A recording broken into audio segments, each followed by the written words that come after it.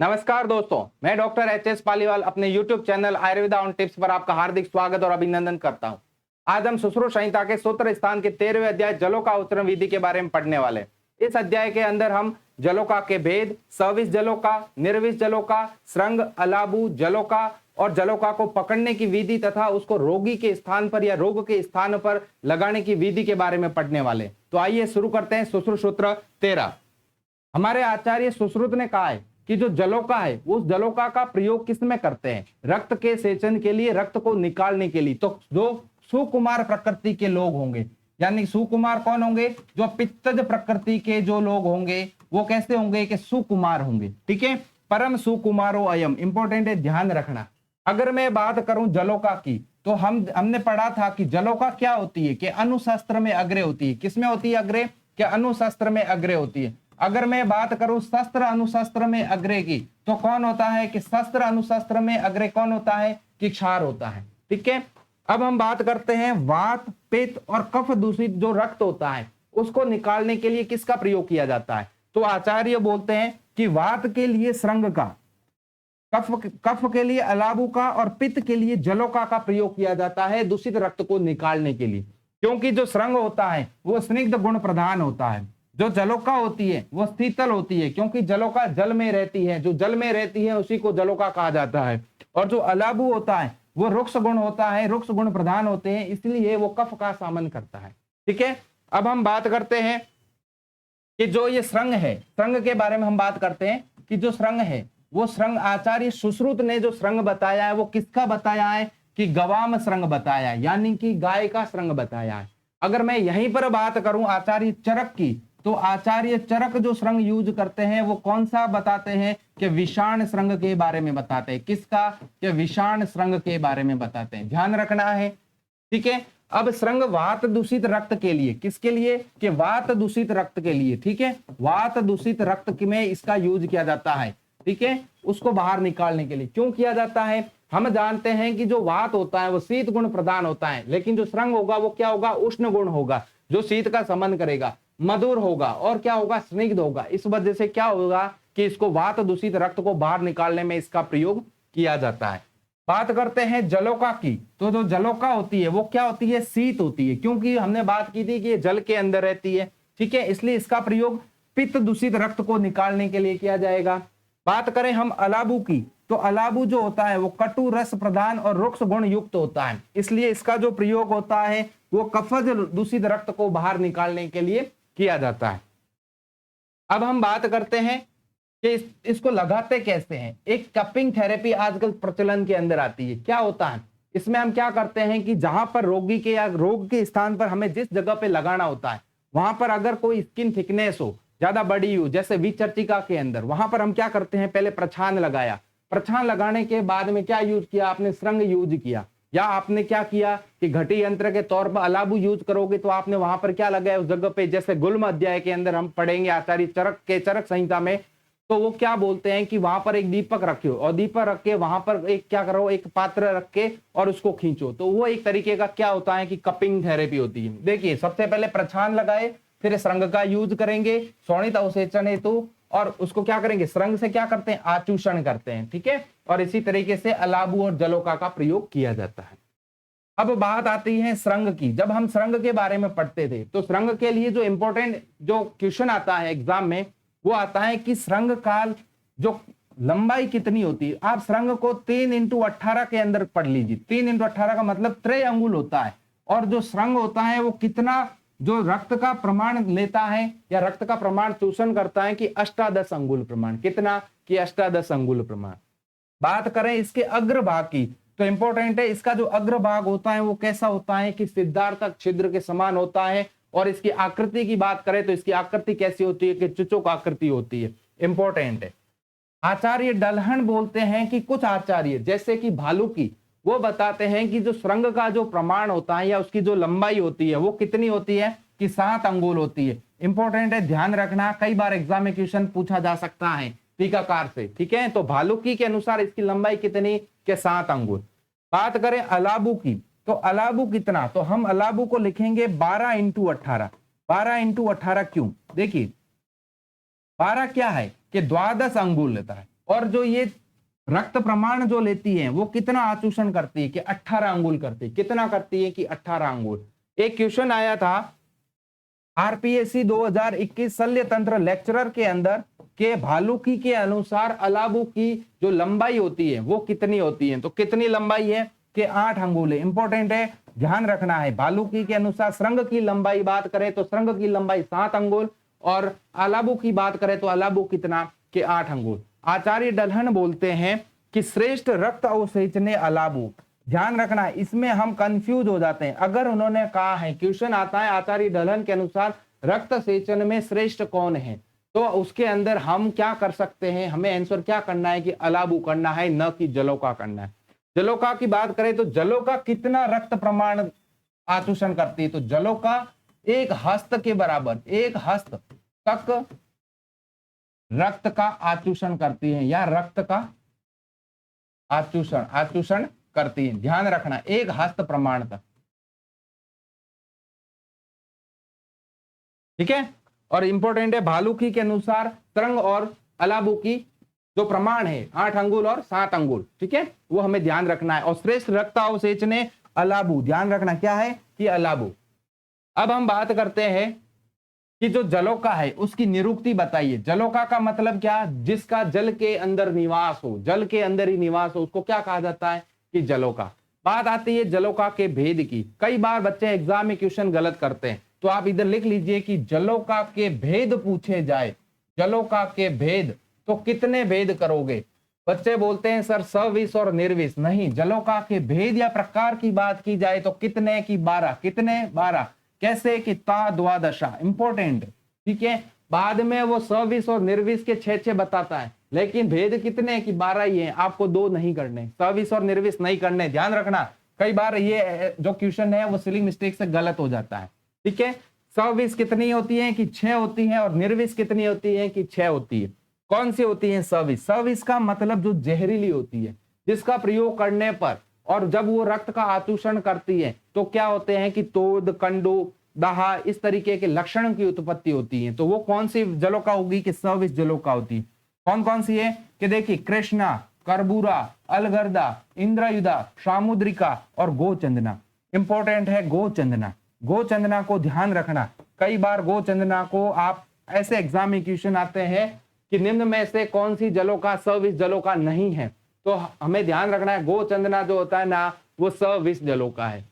कैसे याद करोगे, देखिए इसका एक ट्रिक बना लीजिए। क्या बनाओगे कि इसका जीके बुरा है। क्या है, इसका जीके बुरा है। हाँ भाई बुरा है इसका जीके, तो बुरा का मतलब क्या है, बुरा का मतलब हो गया सविस। बुरा मतलब जहर, जहर होगा तो भी तो बुरा है, यानी कि जहरीली है। आई फॉर क्या कि आई फॉर इंद्रयुदा, आई फॉर इंद्रयुदा। एस फॉर क्या कि एस फॉर सामुद्रिका। बात करें के फॉर तो के फॉर कृष्णा, के फॉर कृष्णा और के फॉर करबूरा, के फॉर कृष्णा, के फॉर करबूरा। बात करें ए फॉर अलगर्दा, जी फॉर गोचंदना। इंपॉर्टेंट है, ध्यान रखना, ठीक है। जी फॉर गोचंदना, ध्यान रखना। गोचंदना एक सविस जलोका है। लिख लीजिए आप यहीं पर एक नोट लगा के, कहीं आप भूल ना जाओ कि गोचंदना, गोचंदना से क्या है, गोचंदना एक सविस जलोका है, ठीक है, एक सविस जलोका है। ऐसे क्वेश्चन कभी भी गलत नहीं होने चाहिए। एक सविस जलोका है।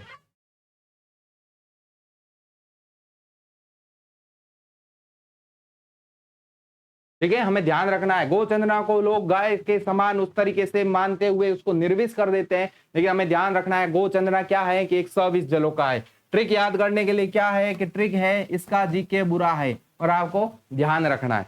अब बात करते हैं हम निर्विष जलोका की, ठीक है। निर्विष जलोका भी कितनी होती है कि 6 होती है, ठीक है। कौन कौन सी होती है निर्विष जलोका, कि देखिए हम निर्विष जलोका के बारे में एक बार देख लेते हैं। निर्विष जलोका 6 होती है। कौन सी होती है, जिसके नाम के आखिर में या उसके साथ में ई की मात्रा हो। क्या हो, ई की मात्रा, जिसमें ई की मात्रा हो, ई की मात्रा, वो कौन सी जलोका कि निर्विष जलोका। देखिए कपिला, पिंगला, शंखमुखी, मूषिका, पुंडरिक मुखी और सावरिका, जिसमें ई की मात्रा हो वो क्या होगी, निर्विष जलोका होगी। एग्जाम में पहचानने के लिए सबसे अच्छी बात है, ठीक है, कि जिसमें ई की मात्रा होगी वो कौन सी होगी कि निर्विष जलों का। आप बोलोगे सर क्या उसके अंदर ई की मात्रा नहीं थी? देखिए इसके अंदर देखिए आप, इसके अंदर क्या है? आप बोलोगे सर सामुद्रिका में ई की मात्रा है, लेकिन र भी तो उड़ रहा है ना। जिसके अंदर र उड़ता है वो कौन सी है? कि सविष जलों का है। एक बार और लिख लीजिए, जिसमें र हो, र उड़ रहा हो, र उड़ रहा हो, यानी कि क्या है? सविष जलों का। र उड़ रहा है, र उड़ रहा है। यहां से देखिए ये र उड़ रहा है, ये देखिए र उड़ रहा है, ये देखिए र उड़ रहा है, ये देखिए र उड़ रहा है, ये र उड़ रहा है। लेकिन गोचंद्रमा में नहीं उड़ रहा है, तो गोचंद्रमा में ई की मात्रा भी तो नहीं है, नहीं है ना। तो क्या है? इसलिए तो लिखा है गोचंद्रमा एक सविष जलों का है। बात करते हैं सविष जलों का में सबसे पहले कृष्णा की। किसकी? कृष्णा। कृष्णा कैसी होती है? जैसे कि बताया गया अंजन चूर्ण वर्ण। क्या है? अंजन चूर्ण वर्ण। अंजन चूर्ण कैसा होता है? कृष्ण वर्ण का होता है, इसलिए नाम क्या है इसका? कृष्ण है। इंपॉर्टेंट है प्रथुशिरा। यहां से कई बार एग्जाम में क्वेश्चन पूछे जाते हैं। इन जलोका के जो भी सविष और निर्विष जलोका, इनके लक्षण के बारे में आपको पता होना चाहिए। तो कृष्णा कैसी होगी? कि प्रथुशिरा होगी। कैसी होगी? कि प्रथुशिरा होगी। अगर मैं बात करूं, आचार्य डलहन बोलते हैं, आचार्य डलहन कहते हैं कि महामस्तका। क्या? महामस्तका। महामस्तका किसको बोला है आचार्य डलहन ने? कि महामस्तका बोला है कृष्णा को। डलहन ने क्या बोला? कृष्णा को महामस्तका, यानी कि मस्तक बड़ा, प्रथुशिरा। देखिए प्रथु का मतलब ही क्या हो गया? बड़ा। सिर यानी क्या हो गया? मस्तक। तो ध्यान रखना प्रथुशिरा और महामस्तका दोनों एक ही वर्ड है। बात करें कर्बूरा की। कर्बूरा आप जानते हो कि वर्मी मत्स्य उदात और छिन्न उन्नत कुक्षी उसके समान होता है। किसके समान? कि कर्बूर के समान होता है। जो कैसा होता है? कछुए के समान। जो ऊपर तरफ क्या होगा? छिन्न उन्नत कुक्षी। कुक्षी कैसी होगी? ऊपर की तरफ ऐसे उठी हुई होगी। और वर्मी मत्स्य उदात तो ये आप इजी में पहचान सकते हो। बात करते हैं अलगर्दा की। अलगर्दा के लिए आचार्य क्या बोलते हैं? अलगर्दा कैसा? रोमसा। इंपोर्टेंट है। क्या है? रोमसा। रोम युक्त होगी। कैसी होगी? रोम युक्त होगी। महापार्श्वा। क्या है? महापार्श्वा। और क्या है? कृष्णमुखी। इंपोर्टेंट है कृष्णमुखी। कृष्णमुखी कृष्णा नहीं है। कृष्णमुखी क्या है? अलगर्दा है। कृष्णमुखी क्या है? अलगर्दा है। तो कृष्णा क्या है? कृष्णा तो प्रथुशिरा है। क्या है? प्रथुशिरा है। आचार्य डलहन बोलते हैं कि अलगर्दा के लिए क्या बोलते हैं आचार्य डलहन? वृत्तुलकाया। क्या बोलते हैं? वृत्तुलकाय। आचार्य डलहन ने इनके लिए क्या बोला? कि वर्तुलकाय। क्या बोला? वर्तुलकाय। वर्तुलकाय कौन सी? कि अलगर्दा। कौन सी है? कि अलगर्दा। वर्तुलकाय अलगर्दा कौन बोलते हैं? आचार्य डलहन। बात करते हैं इंद्रयुधा की। देखिए इंद्र, इंद्रधनुष कैसा होता है? कि 7 रंगों वाला होता है। तो इसमें भी देखिए क्या है? ऊर्ध्वराजी चित्रा। विभिन्न प्रकार के क्या होगी? चित्र विचित्र आएंगे। यानी कि कैसा है? कि इंद्रधनुष है। ठीक है, तो हम इसको पहचान सकते हैं। बात करें आचार्य डलहन की, तो आचार्य डलहन इंद्रधनुष या इंद्रयुधा के लिए क्या बोलते हैं? शक्रधनु वर्ड यूज करते हैं। क्या वर्ड यूज करते हैं? शक्रधनु। ठीक है, तो ध्यान रखना शक्रधनु कौन बोलते हैं? आचार्य डलहन। यह भी हमें ध्यान रखना है, एग्जाम में क्वेश्चन कई बार आता है। बात करते हैं सामुद्रिका की। सामुद्रिका, सामुद्रिका देखो समुद्र, समुद्र में क्या होता है? विभिन्न प्रकार के, विचित्र प्रकार के क्या होते हैं? पुष्प खिलते हैं। ठीक है, तो देखिए विचित्र पुष्प आकृति, विचित्र पुष्प आकृति किसमें मिलेगी? कि सामुद्रिका में। ठीक है, बात करते हैं गोचंदना की। इंपॉर्टेंट है, गोचंदना क्या है? एक सविष जलों का है। क्या है? सविष जलों का। गोवर्षण वद अधोभागे, गोवर्षण के 2 भागों की तरह रहती है, लेकिन इंपॉर्टेंट है इसके अंदर अणुमुखी। क्या इंपॉर्टेंट है? अणुमुखी। अगर बात करें अणुमुखी की, तो अणुमुखी कौन है? कि गोचंदना। और अगर बात करूं कृष्णमुखी की, तो कृष्णमुखी कौन है? कि अलगर्दा है। क्या है? अलगर्दा। तो इंपॉर्टेंट है, ध्यान रखना। और गोचंदना क्या है? एक सविष जलों का है। बार बार इस चीज को ध्यान रखना, सविष जलों का। गोचंदना क्या है? सविष जलों का है, जो अणुमुखी होती है। ठीक है, अब हम बात करते हैं कि अगर ये जलों का आपने लगा दी गलती से, पहचाना नहीं है कि सविष है कि निर्विष है, तो क्या होगा? तो क्या होता है कि उस जहां पर आपने लगाई है उस दंश स्थान पर क्षौतु, कंडू, मूर्छा, ज्वर आदि इन लक्षणों की उत्पत्ति होगी। और जब ये उपद्रव होंगे तब आपको क्या यूज करना है? कि महागद यूज करना है। क्या? महागद। आपसे महागद की प्रयोग विधि पूछ सकते हैं, तो महागद की प्रयोग विधि क्या है? पान, आलेप और नश्य। क्या है? पान, आलेप और नश्य। ठीक है, और इंद्रयुधा का जो दष्ट होता है वो क्या होता है? असाध्य होता है। ध्यान रखना, इंद्रयुधा का जो दष्ट होता है वो क्या होता है? असाध्य होता है। ठीक है, यह भी हमें ध्यान रखना है। तो ये हमने सविष जलोका के बारे में पढ़ा था। अब हम बात करते हैं निर्विष जलोका की। हमने कहा था कि निर्विष जलोका कौन सी जलोका? कैसे पहचानोगे एग्जाम में? जिसके अंदर ई की मात्रा हो। ई की मात्रा आपने देख लिया है, कपिला, पिंगला, शंखमुखी, मूषिका, पुंडरीकमुखी और सावरिका। ये सब क्या है कि निर्विष जलों का। कितनी होती है संख्या में, तो हम बात करेंगे 6 होती है। अब देखिए कपिला, कपिला कैसी है, कपिला कैसी होती है, देखिए कपिला कैसे, मनशिला के जो मनशिला का जो कलर होता है उसके समान वो होती है। और क्या होगा, मुदग वर्णा। क्या है, मुदग वर्णा। इंपॉर्टेंट क्या है, मुदग वर्णा। और उसका जो पृष्ठ और पार्श्व भाग होगा वो कैसा होगा, कि स्निग्ध होगा। कैसा होगा, कि स्निग्ध होगा। अगर बात करूं मुदग वर्णा की, तो मुदग वर्णा कपिला भी है। और कौन सी होगी, तो हम आगे बात करते हैं कि जो ये है पुंडरीकमुखी, वो भी क्या होगी, मुदग वर्णा। ठीक है, ये देखिए मुदग वर्णा। तो यहां लिख लीजिए आप कि मुदग वर्णा, मुदग वर्णा कौन कौन सी जलों का होती है, कि मुदग वर्णा एक तो होती है कपिला और एक होती है पुंडरीकमुखी।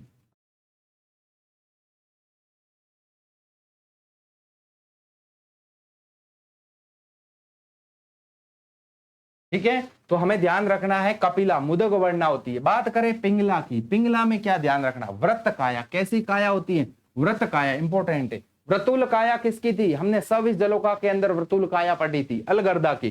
पिंगला कैसी है, व्रत काया। और क्या है, आसुगा। आसुगा का मतलब तेज तेज चलने वाली। कैसी होती है, तेज तेज चलने वाली। वेरी इंपॉर्टेंट, कई बार एग्जाम में क्वेश्चन पूछा गया है, आसुगा निम्न में से कौन सी जलोका है। तो लोग पिंगला की जगह पे शंखमुखी करते हैं। क्यों करते हैं, उसके बारे में भी हम अभी पढ़ते हैं। तो आसुगा, तो ध्यान रखिए पिंगला क्या है, कि आसुगा। आसुगा कौन है, कि पिंगला जलोका। ठीक है, जो जल्दी जल्दी चलती है। बात करते हैं शंखमुखी जलोका की। शंखमुखी जलोका कैसी, यकृत वर्णा। यकृत वर्णा, शीघ्र पायनी। क्या इंपॉर्टेंट क्या है, शीघ्र पायनी। शीघ्र पायनी का मतलब क्या, शीघ्र पायनी का मतलब है जो रक्त का सेचन करेगी, रक्त जो पिएगी वो जल्दी जल्दी पिएगी। कौन, शंखमुखी। अब जल्दी जल्दी के चक्कर में आसुगा को कर लेते हैं शंखमुखी, और शीघ्र पायनी को क्या कर लेते हैं, पिंगला। इंपॉर्टेंट है, ध्यान रखना। शीघ्र पायनी कौन, कि शंखमुखी। मैं इधर ही लिख लेता हूं, शीघ्र पायनी कौन, कि शंखमुखी। बात करते हैं इसके मुख की, तो मुख कैसा, कि दीर्घ और तीक्ष्ण मुख होगा, तभी तो वो जल्दी जल्दी जो ब्लड का सक करेगी। ठीक है, और अणुमुखी कौन, कि गोचंदना। ठीक है, तो ध्यान रखना है, दीर्घ और तीक्ष्ण मुखी होगी शंखमुखी, इसीलिए तो जल्दी जल्दी क्या करेगा, कि रक्त का शोषण करेगी। बात करते हैं मूषिका की। मूषिका, मूषिका देखिए, मूषिका कैसी होती है, अनिष्टगंधा। मूषिका कैसी, अनिष्टगंधा, कोई इंपॉर्टेंट नहीं। बात करते हैं पुंडरीकमुखी की। पुंडरीकमुखी कैसी, कि मुदग वर्णा। मुदग वर्णा। और कौन थी मुदग वर्णा, तो हम बात करेंगे कपिला की। इंपॉर्टेंट है सावरिका। सावरिका क्या, कि सावरिका का प्रमाण पूछा जाता है, कि सावरिका जलोका का प्रमाण कितना, कितना प्रमाण, कि 18 अंगुल प्रमाण। कितना, कि 18 अंगुल। कितना, कि 18 अंगुल। और इसका प्रयोग किसमें करते हैं, कि पशुओं में करते हैं। किसमें किया जाता है इसका प्रयोग, पशुओं में किया जाता है। ठीक है, आचार्य वाग्भट बोलते हैं, आचार्य वाग्भट बोलते हैं कि जो परम वाग्भट बराबर जो जलोका होती है, परम जलोका, उसका जो प्रमाण होता है वो प्रमाण कितना, परम जलोका का प्रमाण कितना होता है, कि 18 अंगुल। कितना होता है, 18 अंगुल। और इस जलोका का प्रयोग कहां करते हैं, तो हम करते हैं पशुओं के रक्त निकालने में। किसमें करते हैं, पशुओं में। ठीक है, पशुओं के अंदर। इसीलिए तो सावरिका का प्रयोग पशुओं में किया जाता था।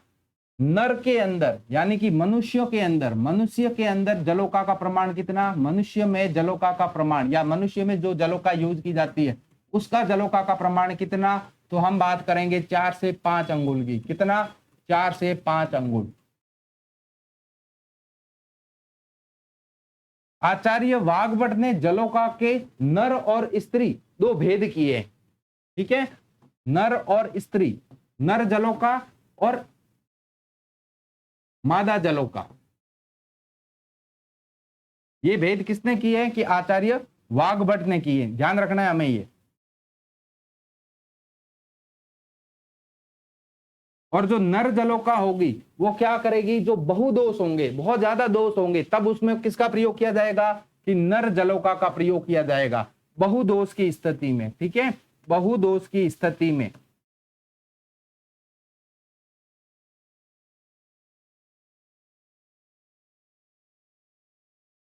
अब बात करते हैं कि जलोका को, जलोका के क्षेत्र कहां कहां है, कहां कहां जलोका हमें निर्विष जलोका मिलेगी। देखिए यवन, पांड्य, सह्य और पोतन, ये क्या है, जलोका के क्षेत्र है। ठीक है, और आचार्य बोलते हैं सुश्रुत के जो जलोका को पकड़ने के लिए क्या करना चाहिए, आर्द्र चर्म का यूज करना चाहिए। क्यों आर्द्र चर्म का यूज करते हैं, क्योंकि जलोका कहाँ रहती है कि जल के अंदर निवास करती है, इसलिए उसको पकड़ने के लिए हमें कैसा यूज करना चाहिए, आर्द्र चर्म का यूज करना चाहिए।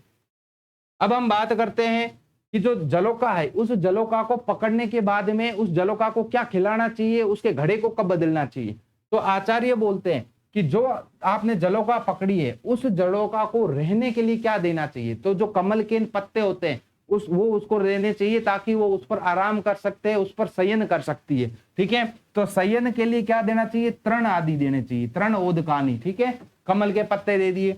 उसके खाने के लिए क्या दोगे, भक्षण के लिए क्या दोगे, तो क्या दोगे कि शैवाल दोगे, वलूर दोगे। शैवाल वलूर के जो कंद चूर्ण होगे वो इसी का क्या होते हैं कि भोजन होता है, क्योंकि जलोका जहां मिलती है पानी में और वहां पर क्या मिलती है कि शैवाल मिलते हैं, वलूर मिलते हैं, तो वो उन्हीं को खाती है। बात करते हैं कि जो जलोका का भक्षण है या भोज्य पदार्थ है उसको कितने दिन में चेंज करना चाहिए या कितने दिन में देना चाहिए।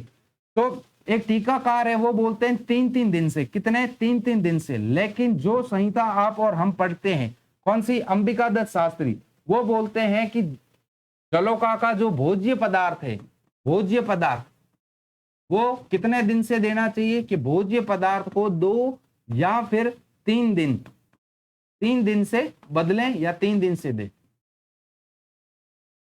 चेंज करते रहना चाहिए, 2 या 3। और ये टीकाकार क्या बोलते हैं, 3-3 दिन से देना चाहिए। तो अगर ऑप्शन में आपको 2 या 3 और 3-3 दिन दोनों मिलते हैं तो फर्स्ट आंसर क्या जाएगा, 2 या 3 दिन। और अगर आपको 2 या 3 दिन ऑप्शन में नहीं मिलते तो आंसर क्या जाएगा कि 3-3 दिन। ठीक है, और बात करते हैं कि जिस घड़े के अंदर जलोका को रखा है उस घड़े का जो पानी है या उस घड़े को कब बदलेंगे, तो उस घड़े को कब बदलेंगे कि 7-7 दिन से बदलेंगे। कितने दिन से कि 7-7 दिन से घड़े को बदलेंगे।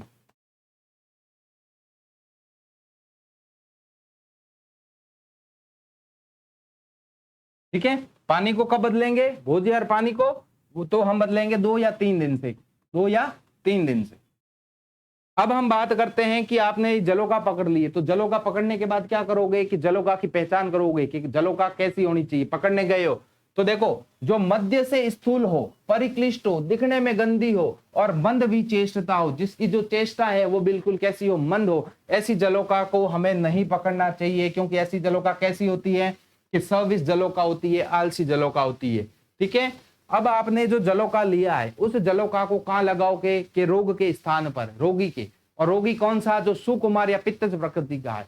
तो जलोका को रोग पर या उस स्थान पर लगाने से पहले क्या करोगे कि अगर वहां पर कोई भी व्रण नहीं है तो आप क्या करोगे, उसका क्या करोगे, लेखन करोगे, घर्षण करोगे।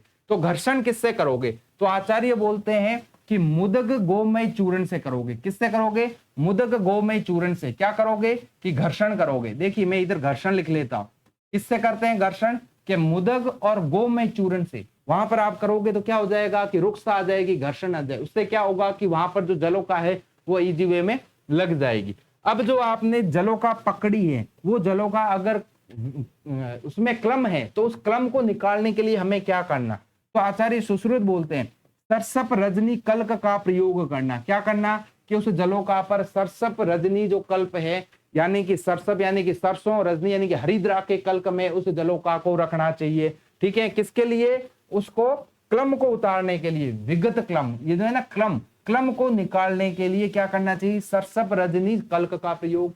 आचार्य वाग्भट बोलते हैं इसके लिए क्या, किसका यूज करना चाहिए, तो वो बोलते हैं निशा कल्क। किसका, कि निशा कल्क। निशा क्या होती है, हरिद्राई होती है। और क्या करती है, अवंतिक सोमी, अवंतिक सोम। और क्या, तक्र का यूज। और किसका यूज, कि तक्र का यूज। वाग्भट बोलते हैं कि जो क्लम युक्त जो जलोका है उसको क्लम से बाहर निकालने के लिए इनका प्रयोग करवाया जाता है।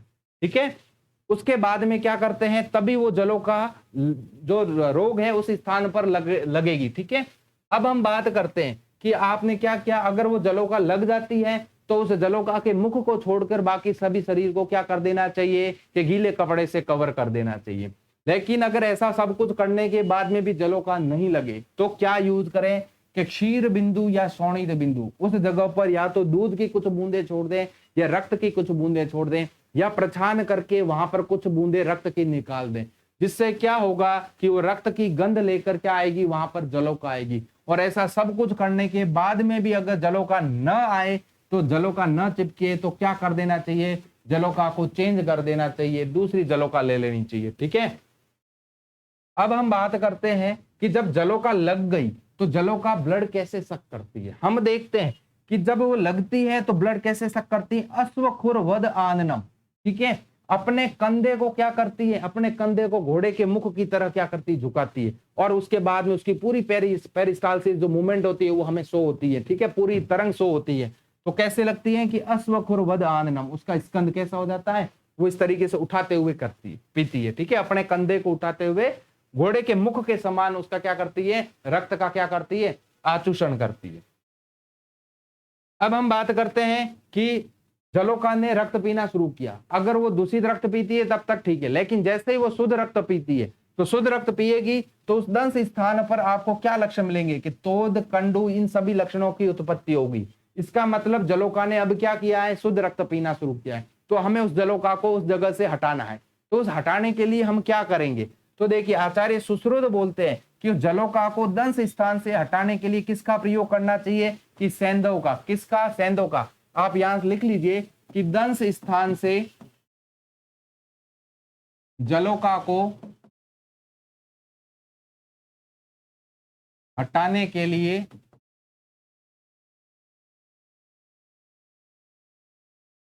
आचार्य सुश्रुत क्या बोलते हैं, कि आचार्य सुश्रुत बोलते हैं कि ओनली सैंधव का प्रयोग करें। ओनली सैंधव, सैंधव लवण का प्रयोग, ओनली वर्ड यूज किया है।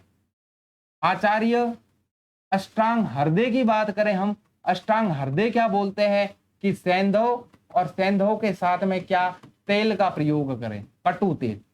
और बात करें अष्टांग संग्रह की, तो अष्टांग संग्रह बोलते हैं कि सैंधव और सैंधव के साथ में क्या यूज करें, कि मधु यूज करें। क्या यूज करें, कि मधु यूज करें। ध्यान रखना, ठीक है, कई बार एग्जाम में क्वेश्चन आता है। तो आचार्य सुश्रुत क्या बोलते हैं कि ओनली सैंधव, उसको उसके मुख पर लगाओ। कभी कभी क्या होती है, जलों का शोणित गंध, रक्त की गंध की वजह से वहां से छूटती नहीं है, तो क्या करना चाहिए, वहां पर सैंधव का प्रयोग करना चाहिए। उसके मुख पर क्या लगा दो, कि सैंधव नमक लगा लो, जिससे वो छूट जाएगी। पतिताम, जैसे ही वो वहां से इस स्थान से गिरती है, छूटती है, तब क्या करो, तब आचार्य बोलते हैं कि जो तंडुल है, साली चावल तंडुल, इनकी किणकी से क्या करना चाहिए, उनकी किणकी और तेल लवण आभक्त मुखी, इंपॉर्टेंट है, तेल और लवण का उसके मुख पर प्रयोग करके क्या करवाना चाहिए, कि वमन करवाना चाहिए। क्या है, तेल और लवण। देखिए यहाँ पर आचार्य क्या बोलते हैं, तेल और लवण दोनों बोलते हैं, और यहाँ पर क्या बोलते हैं, सिर्फ सैंधव बोलते हैं। ये किसके लिए, जलोका को वमन करवाने के लिए, वमन कराने के लिए। ठीक है, वमन कराने के लिए, कंफ्यूज नहीं होना है।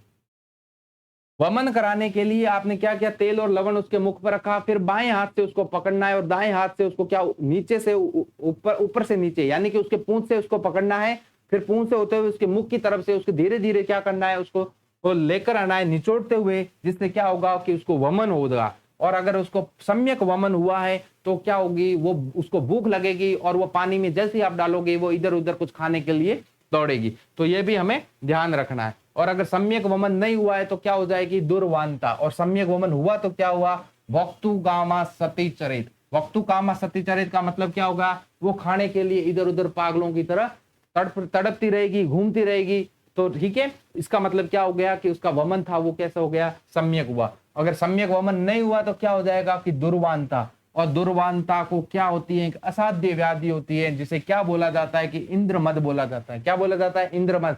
वो आलसी होकर पड़ी रहती है, फिर धीरे धीरे क्या हो जाती है, वो खत्म हो जाती है। और आचार्य वाग्भट ने इसको इंद्रमद को क्या बोला है, तो इसको रक्तमता बोला है। क्या बोला है, रक्तमता। क्या बोला कि रक्तमता। ठीक है, तो हमें सम्यक वांता तक के लक्षण हमें देखने हैं अगर हमें उसको दोबारा यूज करने। एक बार जलोका को यूज करने के बाद 7 दिवस के बाद में उसको वापस यूज करना होता है, और सभी पेशेंट के लिए अलग अलग जलोका होती है। ठीक है, अब बात करते हैं कि जो जलोका थी, उस जलोका में आपने जलोका का जो दंश हुआ, उस दंश की वजह से क्या चिकित्सा करेंगे। अगर उसका अयोग हुआ तो क्या चिकित्सा करेंगे, संयोग हुआ तो क्या चिकित्सा करेंगे, अतियोग हुआ तो क्या चिकित्सा करेंगे।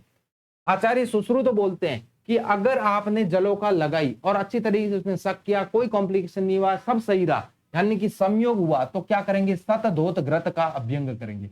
ये संयोग का लक्षण है। इंपॉर्टेंट है, ध्यान रखना, आचार्य डल्हन बोलते हैं, क्वेश्चन आता है, ठीक है। ये संयोग की चिकित्सा है, संयोग की चिकित्सा। आचार्य वाग्भट क्या बोलते हैं? आचार्य वाग्भट संयोग की चिकित्सा में क्या बोलते हैं कि वाग्भट बोलते हैं उष्ण सर्पी का प्रयोग करवाओ। किसका प्रयोग करवाओ? उष्ण सर्पी का, ठीक है, उष्ण सर्पी बोलते हैं। और आचार्य सुश्रुत क्या बोलते हैं? शतद्रोध का अभ्यंग। उसके बाद क्या करो कि उसका पिच्चू धारण करवाओ, ठीक है, या तो उसका पिच्चू धारण करो या उसका अभ्यंग करवाओ। ये संयोग की चिकित्सा। अगर अयोग हो गया है जलोका की वजह से, जलोका उच्चारण का अयोग हुआ है, तो अयोग हुआ है तो क्या चिकित्सा? तो अयोग हुआ है, अयोग, अगर अयोग हो गया है तो क्या चिकित्सा? कि मधु से क्या करना चाहिए? कि घर्षण करना चाहिए। क्या करना चाहिए? मधु से वहां घर्षण करना चाहिए, तभी तो वहां पर वापस लगा के आप क्या कर सकते हो? ब्लड को निकाल सकते हो। मधुना अवघटियेत, ठीक है। आचार्य वाग्भट अयोग की क्या चिकित्सा बताते हैं कि आचार्य वाग्भट बोलते हैं MGH। क्या बोलते हैं? MGH। क्या है MGH? M का मतलब क्या?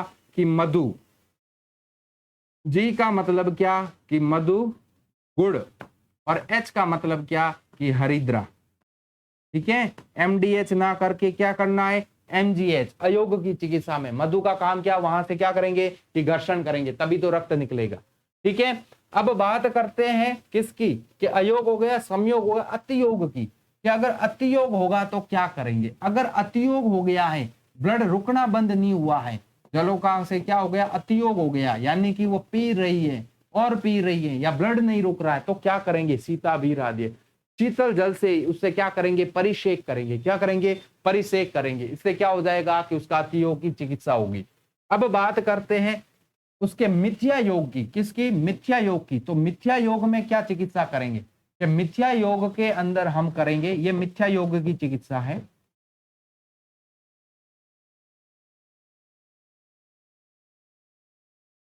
मिथ्या योग में क्या करेंगे? कसाय, मधुर, स्निग्ध, शीतल आदि का क्या करेंगे? लेप लगाएंगे, प्रदेह लगाएंगे। क्या करेंगे? प्रदेह लगाएंगे। किसके अंदर? मिथ्या योग के अंदर। तो हमने जलोका दंश के जो समयोग, अयोग, मिथ्या योग और अतियोग की भी चिकित्सा पढ़ी आचार्य सुश्रुत के अनुसार, और आचार्य वाग्भट के अनुसार उसके समयोग और अयोग की जो इंपॉर्टेंट चिकित्सा थी वो भी हमने यहीं पर पढ़ी है। तो हमें ये ध्यान रखना है कि आचार्य वाग्भट ने अयोग की क्या चिकित्सा बताई है, ठीक है, इंपॉर्टेंट है आचार्य वाग्भट के अनुसार। अब आचार्य सुश्रुत बोलते हैं कि जो जलोका आपने ग्रहण की है, कहां से, या जो वैद्य जो जलोका को पकड़ना जानता है, उसके क्षेत्र जानता है कि हमें जो निर्विष जलोका है वो कहां से मिलेगी, जो उसको पकड़ना जानता है, यानी कि जो आर्द्र चर्म का यूज करके उसको पकड़ना जानता है, जो उसकी जाति जानता है, यानी कि जो सविष और निर्विष जलोका की पहचान जानता है, जो उसका भोजन यानी कि उसका पोषण जानता है कि उसको क्या खिलाना चाहिए और क्या उसको सोने के लिए देना चाहिए, और तो ऐसे, और जो उसका औचारण यानी कि जो उसको रोगी के उपयुक्त रोग के स्थान पर लगाना जानता है और उसके होने वाले अयोग अतियोग की चिकित्सा जानता है, वही वैद्य क्या कर सकता है? जलोका का युक्त प्रयोग करके रोगों को ठीक कर सकता है, ठीक है। अब इसको आप पहचानोगे कैसे? औचारण से। औचारण से क्या पहचानोगे? कि सुश्रुत सूत्र 13, इसका रेफरेंस पूछा जाता है, तो इसका रेफरेंस क्या है कि हम बात करेंगे सुश्रुत सूत्र 13। तो दोस्तों ये हमारा यहाँ पर सुश्रुत सूत्र 13 जलों का उच्चारण विधि यहाँ पर खत्म होता है। अब हम अपनी जो नेक्स्ट क्लास है उसके अंतर्गत हम सुश्रुत सूत्र 14 लेकर आने वाले हैं, ठीक है। तो उम्मीद करता हूं कि जो जलोका है, जलोका को जो इससे इंपॉर्टेंट जो क्वेश्चन पुटअप होते हैं उसके अयोग अतियोग की चिकित्सा और सविष और निर्विष जलोका के लक्षणों के बारे में आपको अच्छी तरीके से समझ आया होगा। तो दोस्तों मिलते हैं हम आपको नेक्स्ट इसी तरीके से। जय हिंद, जय भारत, जय आयुर्वेद।